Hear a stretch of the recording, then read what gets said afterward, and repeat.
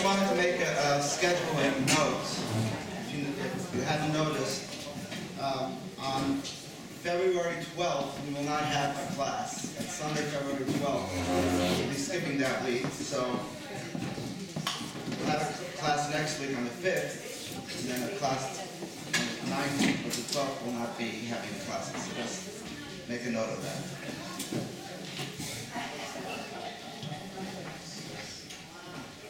Good morning and welcome to our winter semester. It's doubtful what we could call a winter semester the last few weeks, but today we got reminded this is the winter and this is Buffalo. So welcome to Buffalo. This is the Jewish home makeover. When we talk about institutions in Jewish life,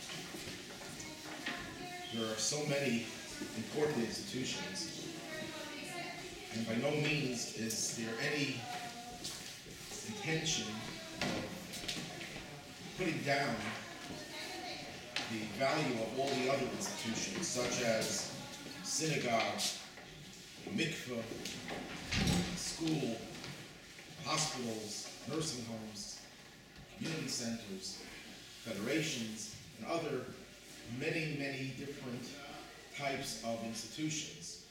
But of all the institutions in Judaism, there's no question, if you take an objective survey of all of Judaism and of all of Jewish history, there is no institution that is more central to Judaism than the casino. I mean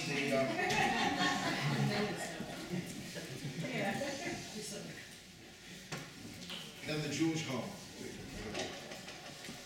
A little better sometimes. The Jewish home.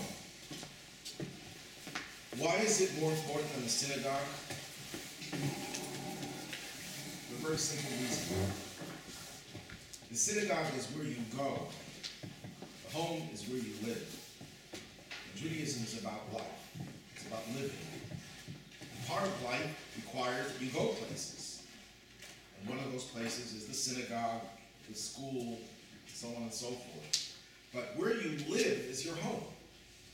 And if Judaism is about how we live our lives, there cannot be a more important location than the home. The question is, what is it that makes a home a Jewish home? So I have 3 H's over here. A home has to be hospitable, which is a very broad term. Hospitable means to every positive thing. Hospitable to God, hospitable to our fellow human beings, hospitable to our families, to our children. Because there are homes in which the children feel like they are strangers. Some homes where the parents feel like they're strangers. Because the kids take over and make it very difficult for the parents. So a home has to be hospitable, and we're going to focus on that part in the next 45 minutes. A home has to be holy, and a home has to be healthy.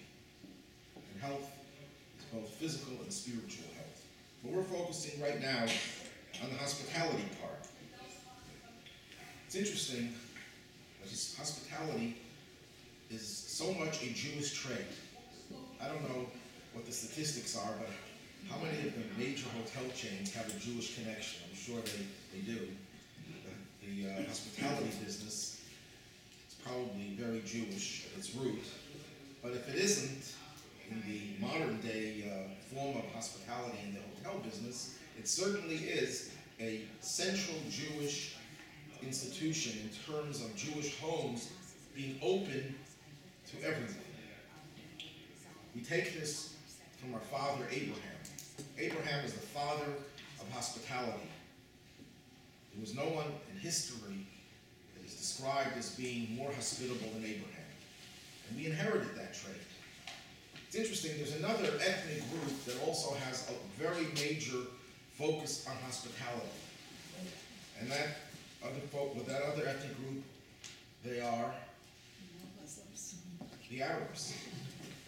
I don't know about all Muslims, but the Arabs probably it's part of the Muslim religion as well, they got it from Abraham.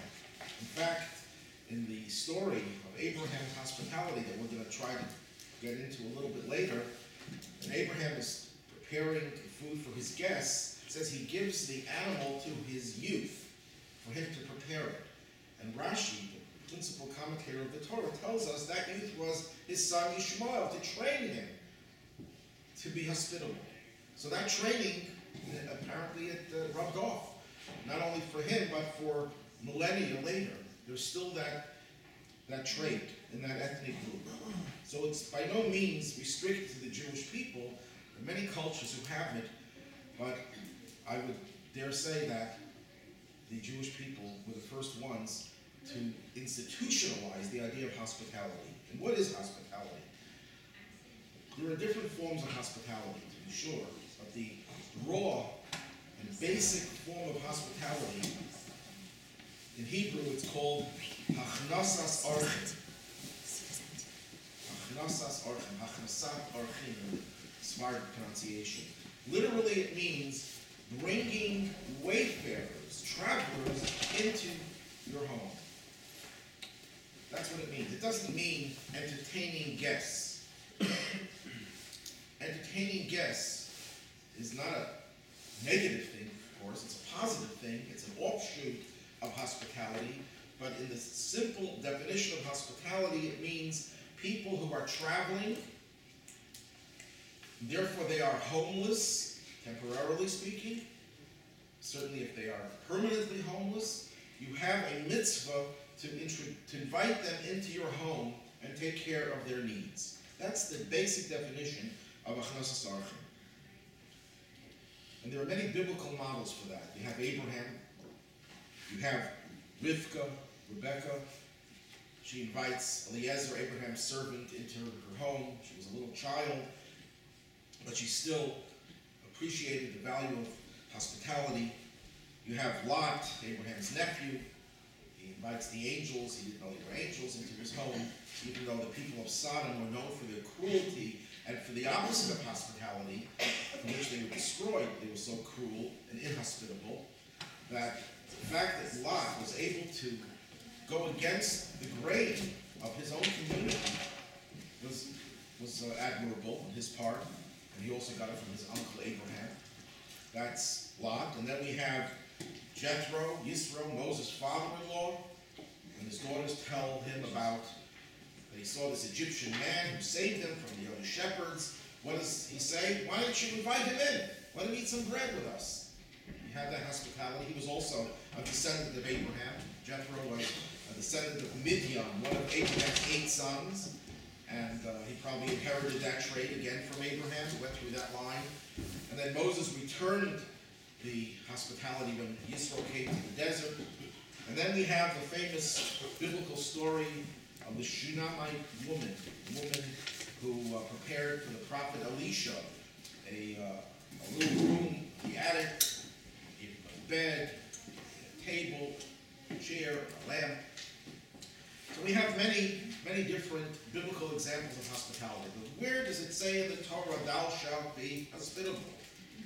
There is no such commandment.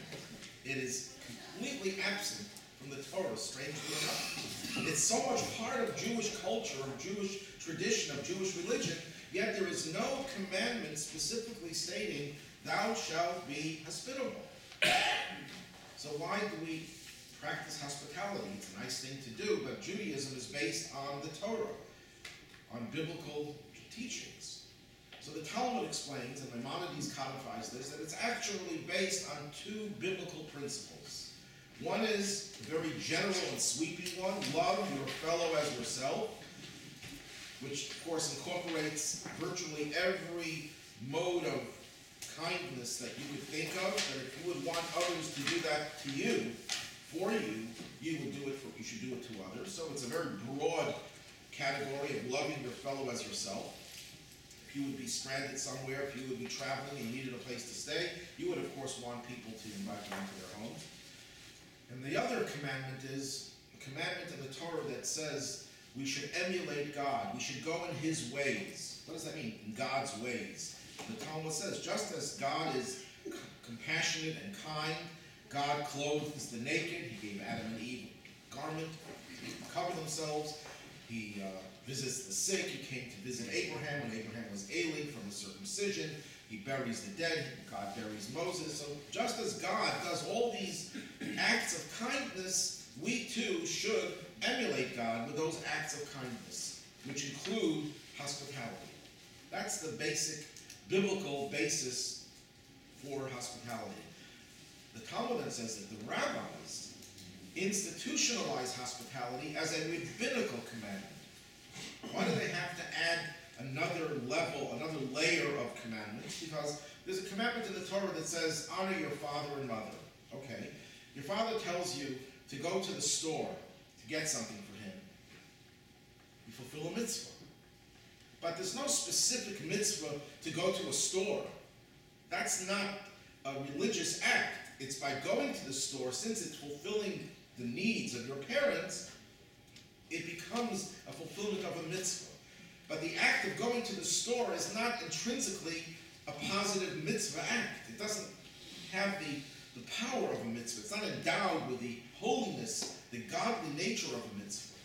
But hospitality, the rabbi said, we don't want this just to be part of a very general category. We want this to have the status that this is a religious act. Going to the store is not a religious act. It only becomes that when it's to fulfill your parents' needs. But when you are hospitable, that is an intrinsically spiritual religious experience and gives it much more clout. Now, why didn't the Torah explicitly tell us to be hospitable? That's a question that one could ask. If the Torah covers so many different things, it tells us to give charity, it tells us to do a lot of positive things towards our fellow human being, why not tell us to be hospitable? Why do we have to rely on a general commandment, love your fellow, when the Torah doesn't rely on general commandments for other things? And I think the reason is, and it could be many more reasons, but one reason is that when a person is told to do something specifically, sometimes it can become mechanical. If you are commanded to do something, it's the law.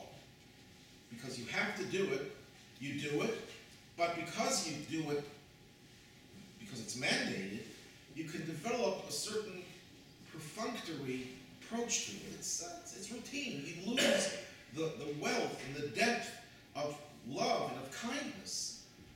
So the Torah says we're not going to codify it explicitly. We're just going to give you a general idea. You have to be kind. You have to be compassionate. So that when people perform the mitzvah of hospitality, there's a tremendous amount of love and kindness involved, not just a perfunctory act. You know, you can bring someone into your home and make them feel miserable. But I did the mitzvah. I'm hospitable. You know, you can do it in a condescending way, but I'm hospitable. I gave them some food, and I gave them a place to sleep. The whole essence of this mitzvah is to express Abrahamic kindness. Abraham is described in the Torah as the epitome of love and of kindness. Were it to be codified explicitly, it might lose some of that kindness, some of that emotion of love. That's why it was not specifically mentioned in the Torah. But the rabbis, whose job it is to make sure that people don't shirk their obligations when they don't feel like doing it, they decided we're going to codify it so that people who might say, well, the Torah doesn't obligate me to do it. You do have an obligation. Now it is mandated. But by virtue of it being absent in the Torah, it gives us an idea that this mitzvah requires of us to develop a sense of kindness, not just do it mechanically and do it with all the love that we can put into it. Hospitality is not just a mitzvah among many. Maimonides writes that the reward for escorting a guest is greater than all else. What did he mean by that? In the mitzvah of hospitality, the Jewish definition of hospitality is that you bring the guest into your home, feed the guest, give them a place to sleep, and then when they leave, you escort them. In the olden days when it was dangerous to travel alone, you were required to actually go with your guest. And there are different opinions as to how far you have to go with them, and if it's a distinguished person, you have to go even further. There's all sorts of, nowadays the commentaries say it doesn't apply that much because we have different modes of transportation and the security issues are not the same as they used to be, and so on and so forth. But the idea of escorting, that's what, as they say, the proof is in the pudding. That's the proof that you're not just doing this in a perfunctory way. You're going out of your way. You're leaving with your guests. You're taking them on the road. The Talmud says something else extremely powerful, that if you have a choice, you're speaking to God, assuming you're on the level of Abraham, who communicates with God both ways. We can all talk to God. We do that when we pray. But we don't always feel God is there responding to us. But Abraham was such a person. And then Abraham sees three people in the distance, and he says to God, God, I have more important things to take care of now. I have some guests to entertain. Please don't leave. Wait until I'm finished. Imagine doing that. You're ready to negotiate a huge multi-billion-dollar deal with some CEO. You're in the big leagues. And then a few schleppers happen to be walking by, and you say to this big CEO, could you wait with this deal for another few hours? I have to feed these schleppers. I mean, no one would think of doing anything like that. And the Talmud says, yes, when God is involved, it's a greater mitzvah to entertain those guests than it is to greet God, to welcome God. God is willing to wait. He doesn't mind. He's not offended. What is the reason for that? Why is hospitality so great that it's even greater than greeting God? My father, of blessed memory, gave this explanation. A person, the Talmud says, that doesn't have a home, a homeless person, is lacking in their humanity. Because a home is where you can express yourself as you are, not as you put on an act, project yourself towards the outside world. We're all on a stage in one form or another, and that's the way it's supposed to be when we're in public and deal with people in a certain way. When are we really ourselves? When can we be ourselves without any intrusion from the outside? It doesn't force us to change and alter our personalities and our beings. That's when we are in our own home. So if you don't have a home, you're lacking that ability to be self-expressive, to be a full human being. That's why homelessness is such a terrible curse, that it's one of the worst things that can happen to a person when they don't have a home. Now, when a person travels, temporarily, they're homeless. They don't have a roof over their head. They don't have the ability to be themselves.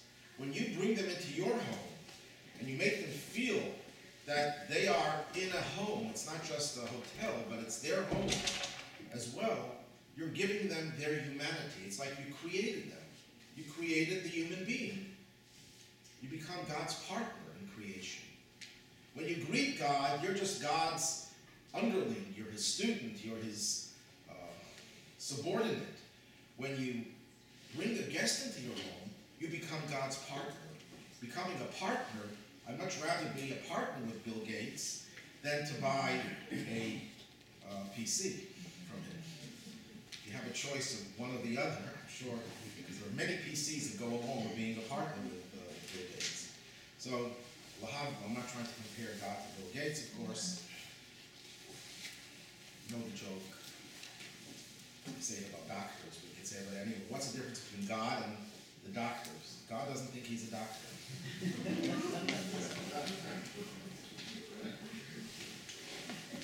Say it about anyone.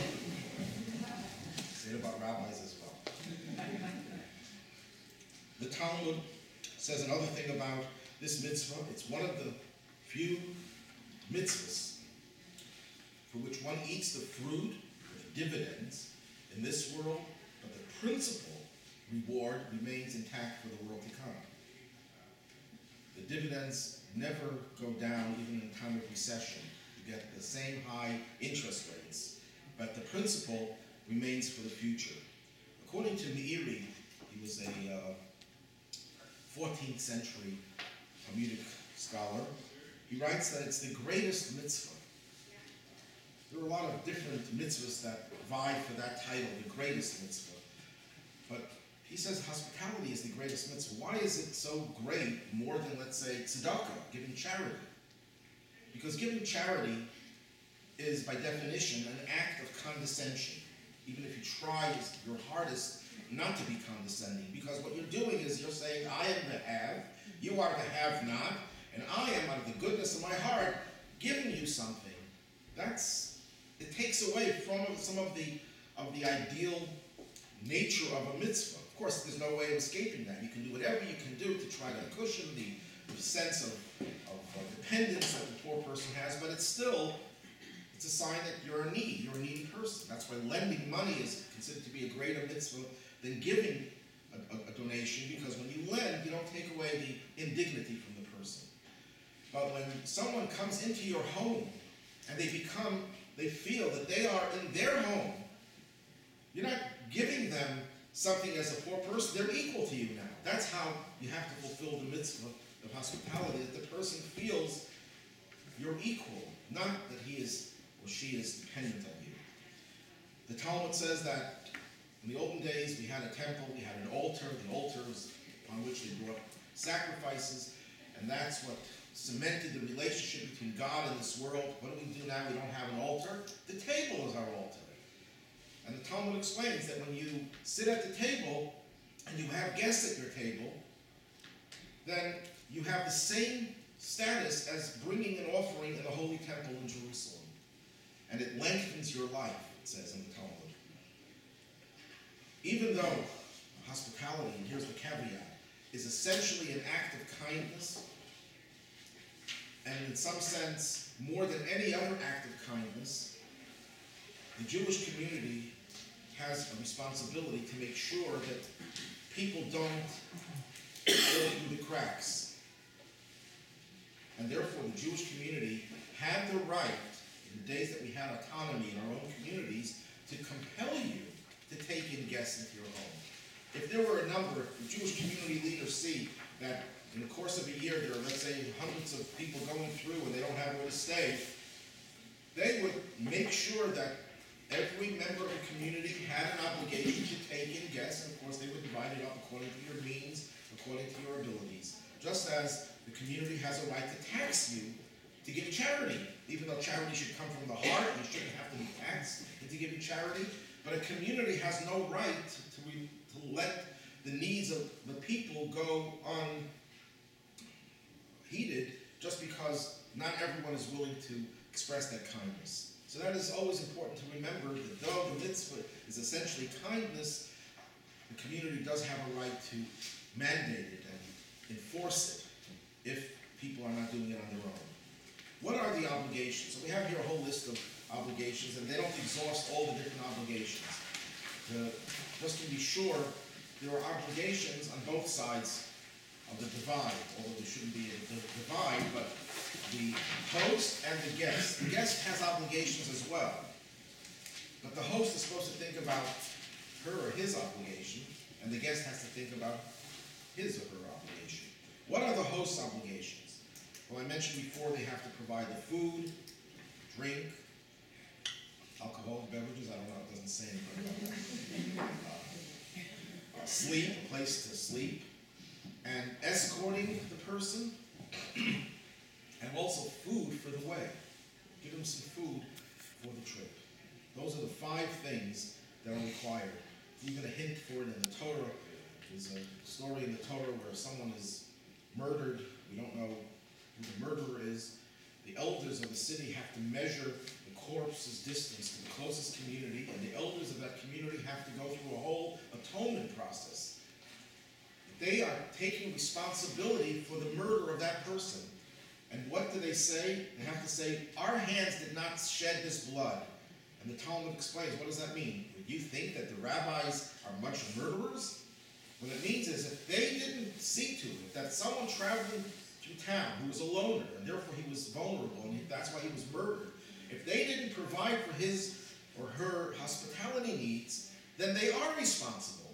Then it is the guilt of the leaders for that person's death because they didn't provide the proper hospitality. Now the Hebrew word for spilling blood is usually spelled without the letter Hey. In this case, it has the letter Hey, which is number 5. And this is the hint that there are 5 things that you have to provide your guests: the food, the drink, the sleep, the escorting, and food for the way. Now I would add, you have to also give them a computer. Okay.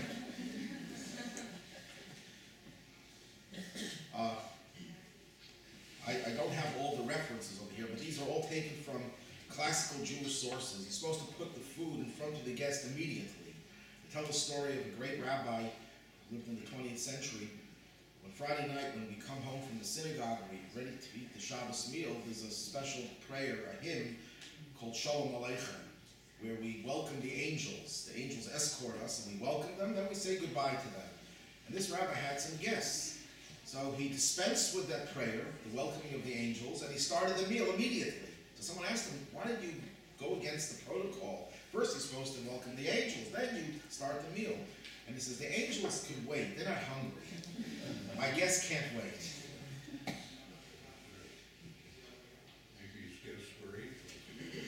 So anyhow, you're supposed to put the food in front of them immediately. You don't know how long they haven't eaten. Even if you have 1,000 servants, you should personally serve the guests. You should treat them as if they are your masters. Not like they are the recipients of your generosity and their, again, like charity. You have to make them feel that they are the masters. You tell people, I want you to feel at home. You have to mean that. That they should feel that this is their home. Of all the things that you have to provide your guests, a comfortable place to sleep is probably the most important. The Shunammite woman said to her husband, we shall place before him a bed, table, chair, and lamp. Bed is first, because someone who's traveling, the first thing they want is to rest their weary bones. That's why it goes first. Of course, so everyone has their own needs, and if someone's needs are to eat before they want to go to sleep, then you take care of that. We're just talking with generalizing over here. Don't stare at a guest when the guest eats. Something as simple as that has been discussed in Talmudic literature. If you have only one piece of bread, share it with a guest. The Ethics of the Fathers says that your house should be wide open. That means that you should have inviting entrances on all sides of your home, of course, wherever it's feasible. Abraham's tent had entrances on all 4 sides. It's one of the reasons that the chuppah, the wedding canopy under which we get married, is open. The wedding canopy is supposed to symbolize your home, so shouldn't you go into a tent, at least something that has 4 walls? And the answer is no. We deliberately don't put you in a tent when you get married, or any enclosure. That happens later. The first part of the marriage ceremony is you're in an open area to remember the hospitality of Abraham, that when you're starting a Jewish home, your Jewish home is always going to be open. I'm sure people are thinking, but nowadays it's not safe if you keep your doors open all the time and anyone can come in. The Talmudic rabbis were not telling you to endanger your life to do this mitzvah. It all depends on the circumstances. But if your home's doors cannot be opened, literally, they should be open figuratively. That's what we have to use this as a model for the spiritual attitude that our home is an open home. You should honor your guests by serving them quality food. You shouldn't eat some steak for yourself and give your guests some tuna fish, unless that's their preference. You should share the quality food. And again, the focus is not tzedakah. It's not the focus on giving them food. It's giving them a home. There's a Talmudic expression that some people apply to this. Honor him and suspect him. What that means is that when you meet a stranger and you bring them into your home, it doesn't mean you just let them wander the home and you don't take any precautions. because unfortunately not everyone is honest, and there are people who might take advantage of your hospitality to rob you, or do even worse. So of course you have to be discriminating. You have to be able to balance the two. You can't just let everyone in and forget about the security and also the influences that they can bring into the home. For example, if you have children and there's a danger that this stranger could be someone who might abuse the children, you have to be very careful. Someone who might bring drugs into the home. We even learned that from Abraham. When Abraham brought in those 3 guests, they looked like idol worshippers. He told them to wash their feet first. Why did he tell them to wash their feet? He didn't care about his carpeting. You can be sure about that. This is a tent in the desert. What he was concerned with is that there were certain people in those days who worshipped the dust of their feet. That was their deity. So he wanted to make sure that no idolatrous influences come into his home. So yes, I'm the most hospitable man in history, but I'm not hospitable to your idolatry. I'm hospitable to you as a human being, not to your nonsense, not to your evil. So you have to be discriminating and try to make sure that the guests that you have are taken care of, but they don't take care of you in the negative way. There was an ancient custom in Jerusalem. When a cloth would hang over a person's entrance, that was a sign for guests they can come in. When the cloth was removed, you knew as a guest that that was not the right time to come in. Of course, a person is entitled to their privacy, and you're not supposed to invade a person's privacy. So there's a balance. Well, Judaism is all about balancing. You have to balance one interest against the other. And then the next thing is escorting guests. Even though we don't have this literally today, where you travel along with the person who's going by foot or by horse, donkey, but we still, when a person is a visitor, we still escort them. We walk out of the house and we walk a little, at least 4 cubits, to symbolically escort the guest out of the house. If you look at the text over here, Abraham was the paradigm of hospitality.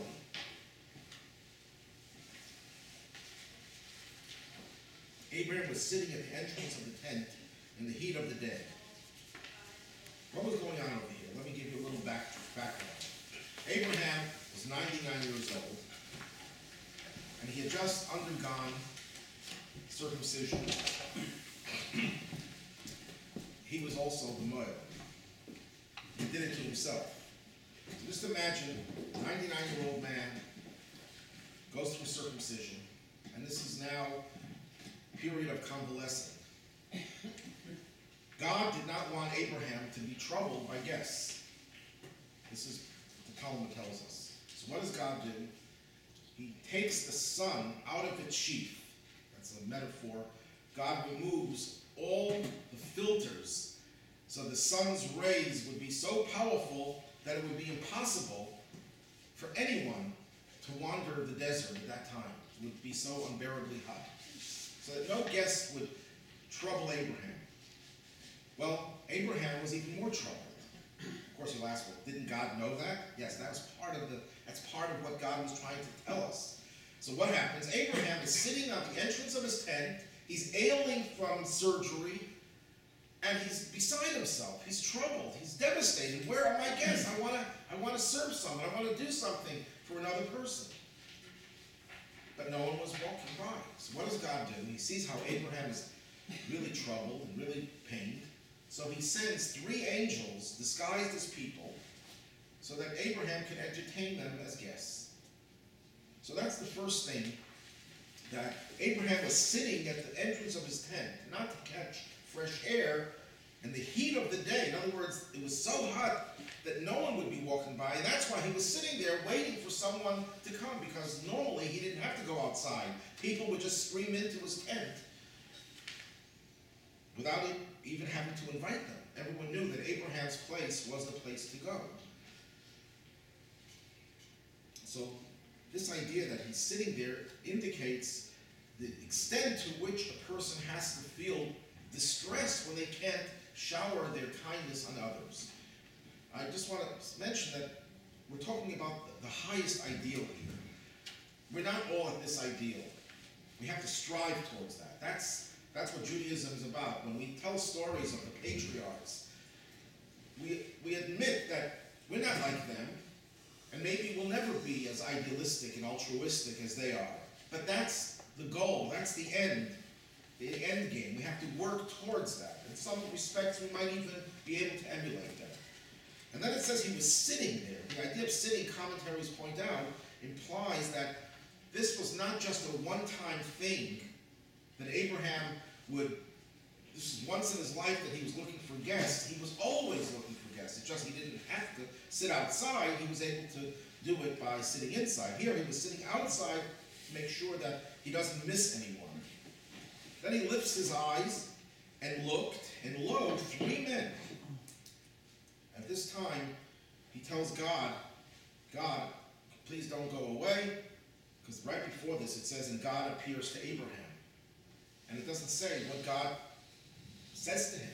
Usually, not usually, but invariably, whenever the Torah says God appears to anyone, it's always followed by, and God said.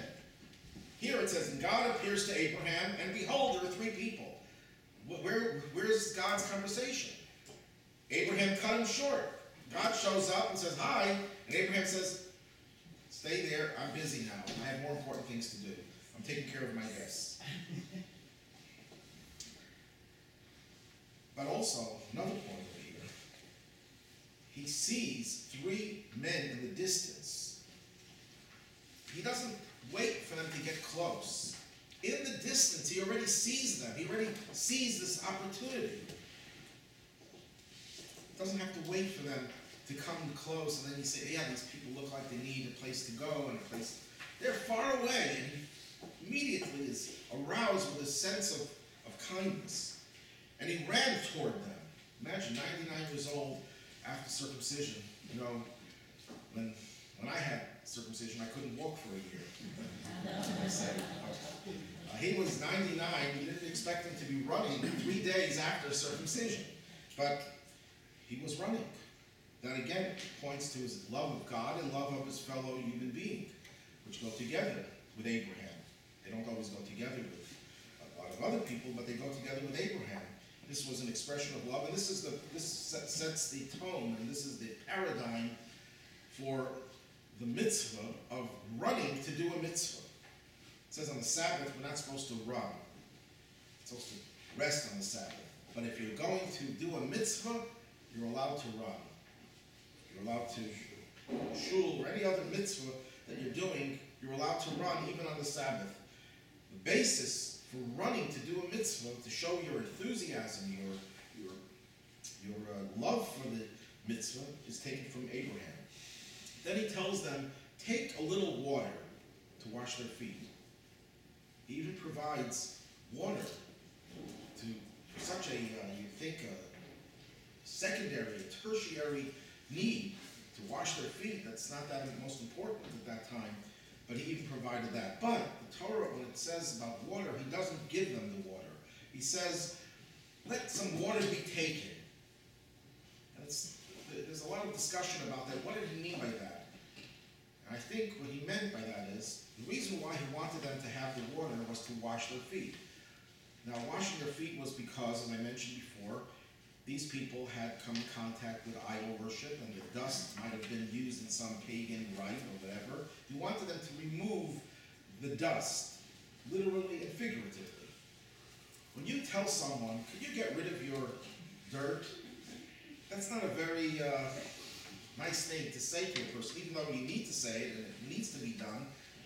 You don't want to focus on that. So he doesn't make a big deal of the water. He says, let some water be taken. You know, he trivialized that so that it would cushion the sense of insult that they might feel that he's suspecting them of doing something unsavory. But he takes care of that need as well. He doesn't leave out any details. And rest under the tree. Provide them a comfortable place to rest. Takes into consideration that they might be tired. Then he says, I will take bread.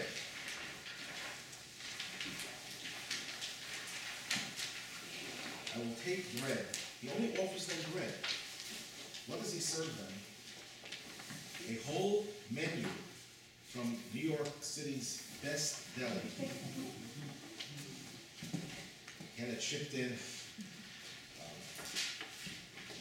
It says he took cattle and he served them 3 cattle, and served them a real sumptuous gourmet meal. But he only offered to give them bread. So this teaches us 2 things. One thing it teaches us, don't let your guest feel that he's trouble. If you say to the guest, I'm going to make you a whole sumptuous meal, the guest will feel uncomfortable. You mean you're going to this trouble just for me? I don't feel comfortable. He says, I'm going to give you some bread. And, no big deal. But what do? You give him much more. You pile it on. That's one teaching. It's a mor miyat. The famous Sage Shammai used to say this. And mor miyat, say little, v'aseh harbe, and do a lot. Contrary to a guy called Ephron in the Torah, who offered to give Abraham a cave to bury his wife for nothing, and then in the end he charges him an exorbitant sum. He promises a lot and does little. Abraham was the reverse. He promises little, but does much more than what he promises. That's one lesson. Another lesson is, that's the second lesson. The first lesson is not to make your guest feel uncomfortable, and the second one is you always do more than what you offer. You never say, well, I really meant to give you this, but I decided I'll give you a little bit less. Person ever thinks of donating to charity or any other mitzvah, and they think of a sum. I'm going to give $10. And then they think about, what, maybe I should give you 5. That's not the way it should be done. You should think of giving 10 and then end up giving 20. That's the way to do things. And then it says he rushed to the tent to Sarah, and then he gave it to the youth, which we said before was Yishmael, to prepare the cattle, to get his family members involved. Sometimes hospitality is one person is the hospitable one, and everyone else takes a back seat. No, he wanted everyone to be involved in this. He would have done it all himself. He was prepared to do everything, but he wanted everyone to be involved. That's a Jewish home. A Jewish home is where everyone is part of the mitzvah of hospitality. The ultimate hospitality is what we enjoy, that we are part of God's world. God allows us into his world. Maybe that's why when we are commanded to emulate God, there are many ways of emulating God, through many different types of kindness. But the ultimate emulation of God is what is the first kindness that God does? He gives us life. He provides us with a home. The whole universe is our home. Then afterwards he feeds us and he gives us all the other things. So we have to emulate God, that the first and foremost thing is hospitality.